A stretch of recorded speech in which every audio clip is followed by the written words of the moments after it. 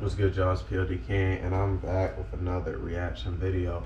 We got another xevi video, and this one's about that Diddy situation that's going on. Not too much I need to say that, except for just one small thing. It's just slightly irritating. Not even irritating, but just like, come on, y'all. Why are niggas acting surprised that that video came out? Like, my nigga, how many times do you have to hear niggas say something about somebody? And like, cool, don't believe everything you say about everybody. But if it has been like for 30 years that there's just this menacing aura over this person, and then like, I don't know, maybe it's because I've like looked into this and been like, oh, let's see the paper trail this dude is leaving. But come on, y'all, like, I don't know. Maybe y'all choose not to look into this stuff, but this man is notorious for just not having control of emotions at all. And apparently, which is interesting, xevi's really gonna break this down. Like, I'm really starting to like bro's channel and the way he breaks stuff down, because when you look back at it, Diddy really doesn't fight men like that. Like, of course he'll get mad and try to like of course he slapped Drake. He poured a drink on Kendrick and then had to scrap, I think, J. Cole, but that wasn't really a fight either. Like, they just had to get each other pulled off of each other. I'm getting too much into this because bro's probably gonna explain all of this shit. So like, subscribe. I don't really be asking that, but I see people subscribing, so that shit helps out the channel. Appreciate y'all. You're not gonna waste no more time. Let's get into this video. So Diddy likes putting his hands on people. So let me tell you about a story where somebody put their hands on him. Okay. See, Diddy had a problem. It was a dark and stormy night. I know he starts this and shit. he found himself in a heated argument with a man J. Cole. J. Cole. Okay, redemption arc. Now, Diddy has a That's what I was talking about, him and J. Cole. But the issues usually last pretty quickly because nobody really wants to mess with Diddy like that. He's Diddy. But you see, this argument was lasting kind of long. Jermaine Cole wasn't backing down. The problem wasn't the argument itself. The problem was where he was having the argument.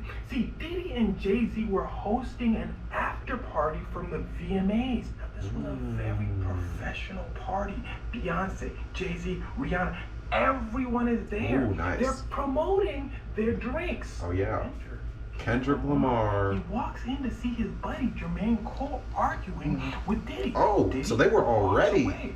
Then Kendrick finds out why they were arguing in the first place. Tell me. It's the same reason why Drake and Kendrick Lamar. Okay, so I knew it. Because King of the Coast, one hand, I juggle them both. Yeah, P. Diddy was so mad at that shit. See, what Diddy and Drake have in common is they're known to be very sensitive. In this verse, he says he wants to take on all the rappers in friendly competition.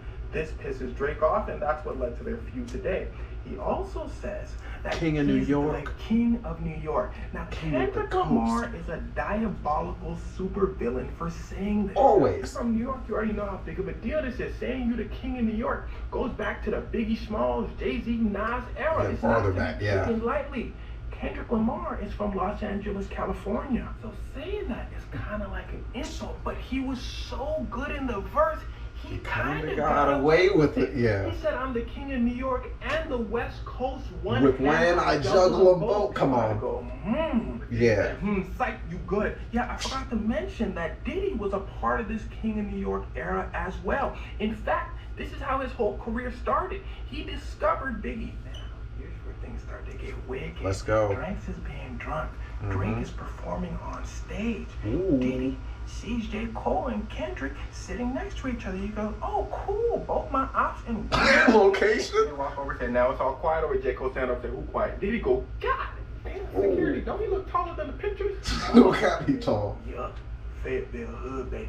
And at this point proceeds to talk crazy to Diddy. Okay. These boys going back and forth. Jay-Z looks at J. Cole manager and like, J. Cole manager, these boys are getting loud. Apparently Beyonce freaking out, telling him to calm down. Rihanna going, hey, Joe, Drake slowing down his performance. At one point, it's then said Diddy tries to spill a drink. Yep, that's what I heard. Lamar. J. Cole grabs his hand like, hold on, little boy. And then, boy, start going at it. Jay-Z grabs Beyonce to move her out the way.